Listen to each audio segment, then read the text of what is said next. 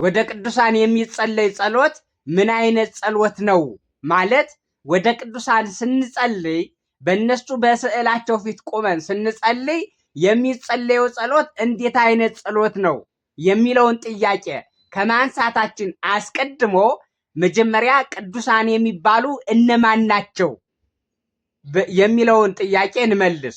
ቅዱሳን የሚባሉ ይህን ዓለም ያሸነፉ ካላውያን ነገስታት፣ ካላውያን መኳንን፣ ከመናፍቃን ጳጳሳት ሃይማኖታችን አንክድም፣ በጎ ስራችን አንተውም፣ ክርስቶስን እናመልካለን፣ ስጋውን ደሙን እንቀበላለን ብለው ያሸነፉ በክርስቶስ ስም የተጠመቁ ያመኑ በስላሴ ስም የተጠመቁ እነሱ ቅዱሳን ይባላሉ። ጻድቃን፣ ሰማዕታት፣ ነቢያት፣ ሐዋርያት፣ ቅዱሳን ምእመናን በስላሴ ስም የተጠመቁ ምእመናን ቅዱሳን ይባላሉ። ቅዱሳን የምንላቸው እነዚህን ነው።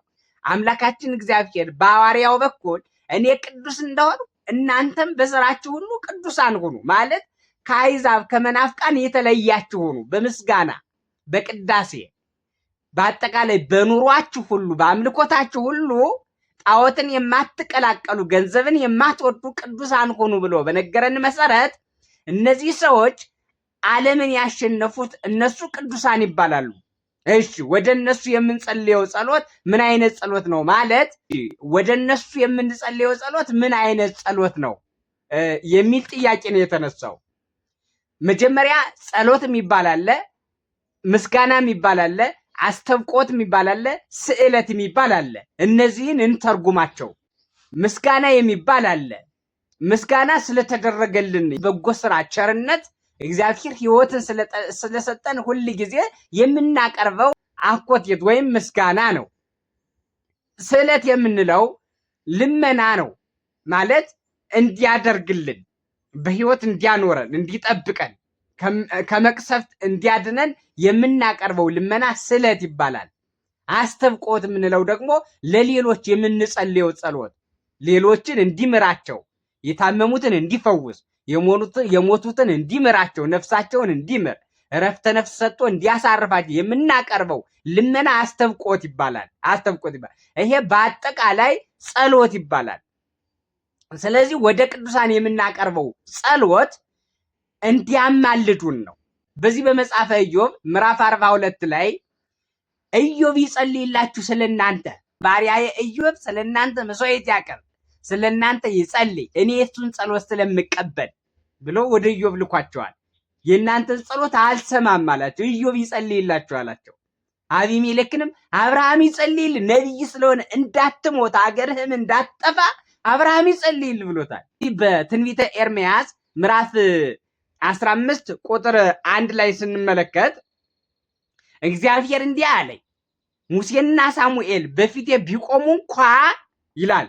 ልብ በል፣ ሙሴና ሳሙኤል በፊቴ ቢቆሙ እንኳ ልቤ ወደዚህ ሕዝብ አያዘንብልም፣ በድሎኛል አለ ይላል። የሚገርም እኮ ነው። በዚህ በሉቃስ ወንጌልም ገብርኤል መጥቶ ዘካርያስን አናገር፣ ጸሎት ተሰምቷል፣ ትወልዳለህ፣ ልጅም ትወልዳለህ አለው። ከዚህ በኋላ ዘካርያስ ተጠራጠረ። ሲጠራጠር ምልክት ሰጠኝ አለው። ምልክቱማ አንተ ነህ ድዳ የምትሆነው አለና ድዳና ደንቆሮ አድርጎት ሄደ። ስነግርህ ከእግዚአብሔር ተልኬ ይችን የምስራች ልነግር መጥቼ ነበር፣ ነገር ግን ነገሬን ስላልሰማኝ ድዳ ትሆናለህ አለና ድዳ አደረገው፣ ደንቆሮም አደረገው፣ የማይሰማ የማይናገር አደረገው። እና ይህን የማድረግ ስልጣን ችሎታ ስላላቸው እድሜ እንዲያሰጡን አምላካችን እግዚአብሔር ለንስሐ ሞት እንዲያበቃን አምላካችን እግዚአብሔር ያለ ጊዜያችን በኃጢአታችን እንዳንጠፋ እንዲያደርገን እንዲምረን እንዲያማልዱን እንዲጸልዩልን ነው ወደ እነሱ የምንጸልይ እንጂ ኃጢአታችን ይቅር በሉን ማለታችን አይደለም። ኃጢአትማ ይቅር ማለት አይችሉም። ይሄ የእግዚአብሔር ስራ ነው፣ የእግዚአብሔር አሰራር ነው። ኃጢአትን ይቅር ማለት አለ ማለት መግደል ማዳን የሚችለው እግዚአብሔር ነው። ነገር ግን የወዳጆቹን ጸሎት ይቀበላል። ነገርኳችሁ እኮ ኢዮብ ይሰዋላችሁ፣ መስዋዕት ይሰዋላችሁ ማለት ምን ማለት ነው? እነሱ አይሰውም ነበር ታዲያ? አብርሃም ይጸልይል ነቢይ ስለሆነ እኔ የሱን ጸሎት ስለምቀበል ማለት ነው ራሱ አቤሜሌክ አይጸልይም ነበር እንዴ? ወንጀለኛ ነው፣ ኃጢአተኛ ነው። ስለዚህ እኛ ወደ እግዚአብሔር የመጸለይ አቅም የለንም። እንጮሃለን፣ ነገር ግን ኃጢአታችን ይከለክላል። ወደሱ የምንቀርብበት አቅምና ሞራል የለንም። ስለዚህ አማልዱን እንላቸዋለን እና አማልዱን፣ ይቅር እንዲለን ከአምላካችሁ አማልዱን፣ ለንስሐ ሞት እንዲያበቃን ከአምላካችሁ አማልዱን፣ አግዙን ነው እንጂ የምንላቸው ኃጢአታችን ይቅር በሉን ብለን አንጸልይም። ወደ እነሱ ማለት ልብ ብላችሁ አዳምጡ። አሁን ይሄ ነው ግር የሚያሰኛችሁ። ብዙ ጊዜ ጥያቄዎች የሚነሱ ከዚህ የተነሳ ነው። ወደ ቅዱሳን የሚጸለይ ጸሎት እንዴት ነው ይባላል። ወደ እነሱ የምንጸልየው ጸሎት አማልዱን ነው። ሁል ጊዜ አማልዱን ነው፣ ጸልዩልን ነው። መልካም ነገር እንዲሆንልን ጸልዩልን ነው። መጸለይ ደግሞ እንደሚችሉ መጽሐፍ ቅዱስ ላይ ተጽፏል። ማማለድ እንደሚችሉ መጽሐፍ ቅዱስ ላይ ተጽፏል። ማድረግ እንደሚችሉ መጽሐፍ ቅዱስ ላይ ተጽፏል። አቅም እንዳላቸው መጽሐፍ ቅዱስ ላይ ተጽፏል። ከዚህ ተነስተን ነው ወደ እነሱ አማልዱን፣ ጸልዩልን፣ ስለኛ አትሰልቹ፣ ጸልዩልን እንላቸዋለን።